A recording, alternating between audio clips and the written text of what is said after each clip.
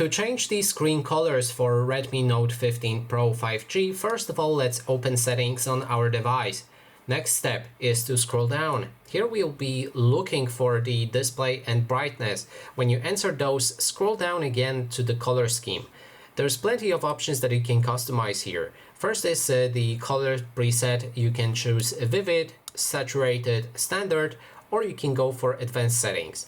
Those are really advanced and I wouldn't recommend to mess around with them if you don't have the knowledge of the screen colors and color gamut and etc. So I would just stick with the standard, saturated or vivid colors for now.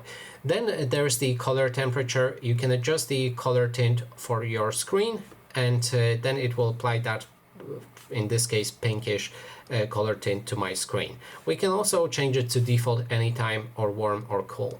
And that is basically everything. Thanks so much for watching, and if you like this video, please consider subscribing.